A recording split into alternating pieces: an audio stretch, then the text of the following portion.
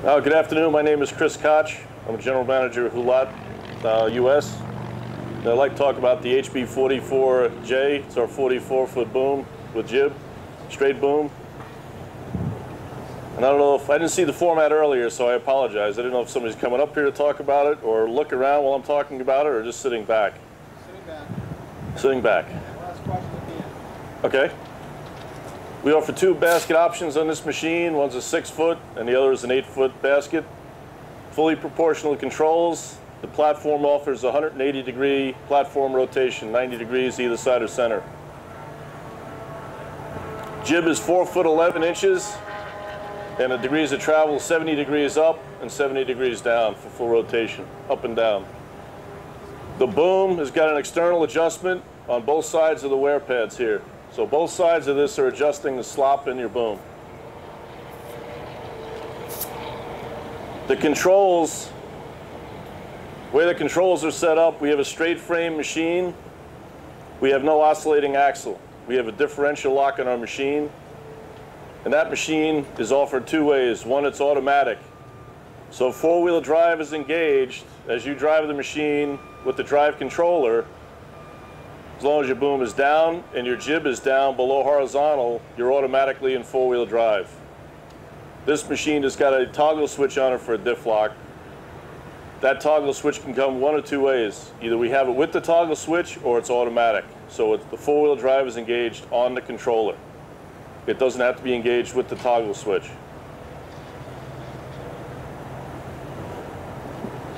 All our machines, straight booms, as well as all our articulated booms, come standard with foam-filled tires. All our machines are set up the same way, all foam-filled. All come into the country in four-wheel drive. 360 rotation on the chassis, and the controls are proportional, as I discussed. Every control panel on every machine, whether it be boom, straight boom, or articulated, comes with the exact same control panel. The brain box is right here. The brain box on every articulated boom and every straight boom is identical. The only difference in that box is the programming. That's the only differentiation between the two. Our test device is called an optimizer for our booms. It's plugged into the same place every single time, and that optimizer looks the same for every single piece, and every time a mechanic will touch that machine or look at it, he's looking at the same optimizer and the same pattern of troubleshooting and adjusting the personality of the machine. With that blackhead, which is the computer I just talked to, you can adjust the personality of the machine, you can check fault codes, and you can troubleshoot the machine, all in one package.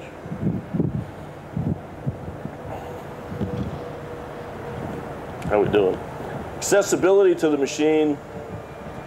We've got accessibility on both sides. We've got Deutz power and Apex Denison pumps and drive motors. You want to turn around?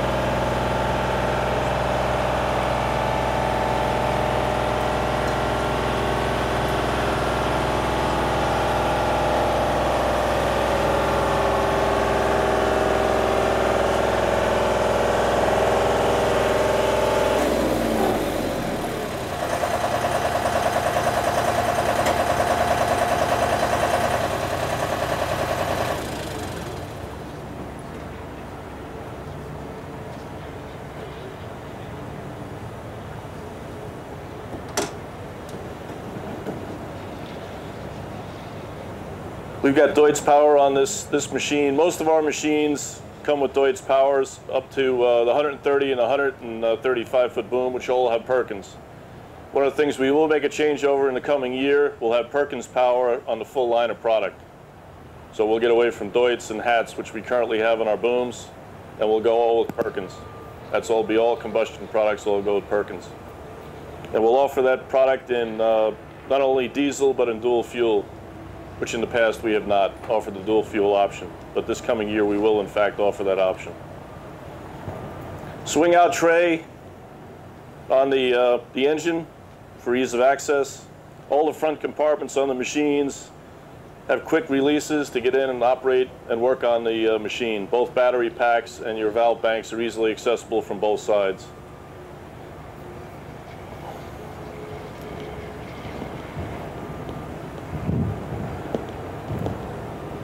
Swing lock on the main turret, the travel lock, and ease of access on the panels to all the operational pieces under the machine. The slew bearing and all the hydraulic hoses and componentry are easily accessible in these two areas right here with these latches. So it's a matter of just pulling it off, and your valve bank is easily accessible on the operational portion of your machine, and all the hydraulics are sitting right here. So those pieces are easily accessible to every function on the machine. This is true on all of our machines as it relates to the straight boom and the articulated boom. This setup is almost identical for every single machine. The beauty here is if your mechanic understands one straight boom or one articulated boom, he understands all of them and how they operate and how to troubleshoot them. The simplicity of the machine is that there's a 60%, roughly a 60% interchangeability factor on all the booms that we have, and in groups, whether it be articulated or straight boom. And I would also go for our combustion scissors as well. The brain box on all our machines is identical. Every one of them is identical. The only difference is the programming of the box itself, which I talked about. Yep, we're good. So the other piece that we look at on the machines as far as troubleshooting was booms, scissors, that box is identical. So when you look at it, one of the things we changed over this past year has been we went from a Cresto design to a black box design, which gives greater troubleshooting functionality and the ease to operate the machine and change the personality of the machine. So everything is in one spot. The optimizer, which is the tester, will operate on straight booms, rough terrain scissors, and articulated booms. So that device is good for all pieces, all three of those groups of machinery.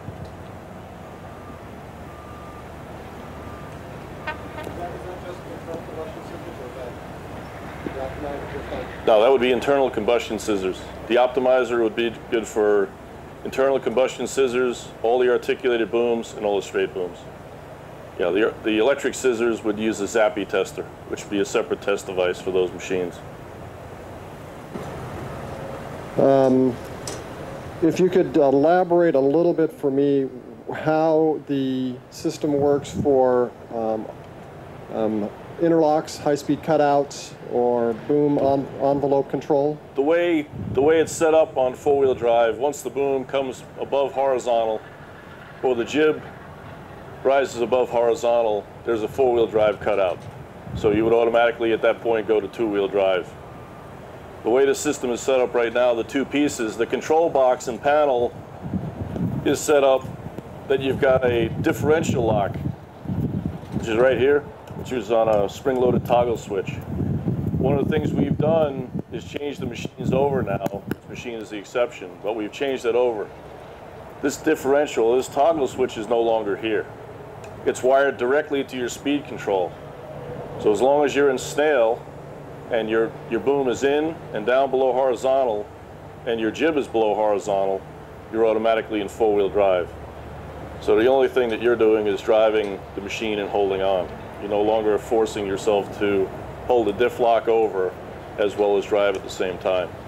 Okay. When do you lose, I mean, other than the horizontal boom and the horizontal jib, what degree of slope does 5 degrees. 5 degrees, and at that point it goes into creep mode? Creep mode. Okay. And How about if the boom's extended at all? Does that put you into creep? It would be down, the criteria for four-wheel will be down and in. Right. So below horizontal and the boom all the way retracted, you're automatically going to be at that point as long as you're in snail and four-wheel drive. Okay, but if you don't have four-wheel drive but you're in high speed, do you still have high speed when you're extended some or above horizontal, or does it always go into the creep mode? No, you can get high speed, you just won't get four-wheel drive. Okay, but I mean, if you're up 40 feet in the air, you don't get high speed. You'll be in creep. Okay, what boom level or what angle of boom do you lose your high speed? As soon as you come off the limit switch at a horizontal plane, okay, you're automatically going to go into two-wheel drive, right, and creep. Okay, whenever you're in two-wheel drive, you're in creep. Right. And whenever you're in four-wheel drive, you have to have four-wheel drive for high speed. Right. Okay. Where are those limit switches? Can you point those out to me? Oops. There's one right here. Okay. And the other one is...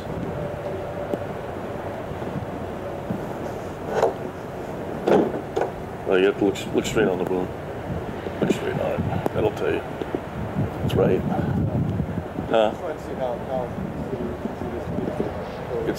It's on the cog. Well, no, it's impossible on the back. It's on the cog in the back of the base of the boom. So as this boom raises, it comes off that cog. And it would come off this piece right here.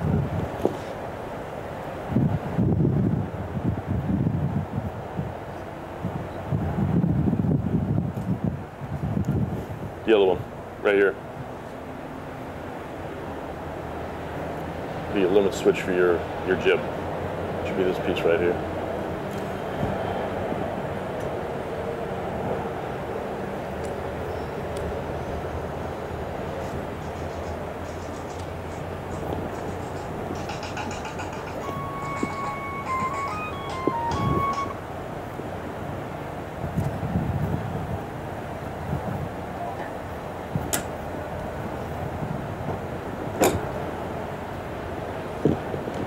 Did you button that up?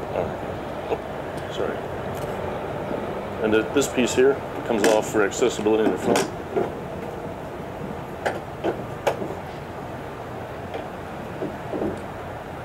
So the only thing you're doing here is you're taking this piece. You've got two widgets there, two cogs. So to get at your access in the front, it's on two pins. You're simply lifting this panel off, and you have full accessibility to this area.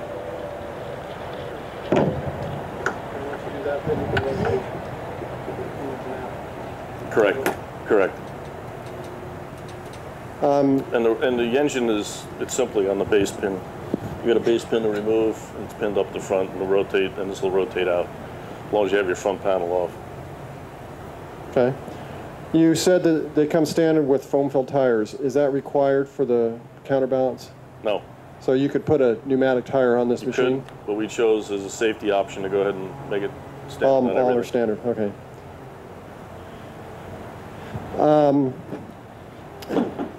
What is is there a tilt alarm and a light for when you're off of your 5 degrees? Yes. Okay. Audible and visual? Both in the basket, audio visual. Okay. Yeah, down to the base and at the top. The alarms on the machine can be set either travel and or motion. It's in the machine already. It's a function of setting it which one you want. Okay. You can have do an all that. motion and or travel alarm. Okay. And is that something that can be done by the service technician? Exactly. Okay. Not by a guy on the job site, unless he's got the right stuff. Okay. Not intentionally. Okay.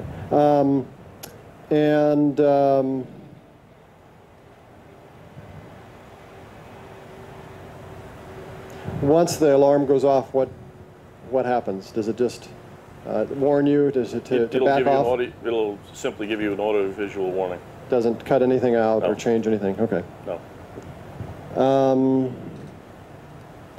I did want to see.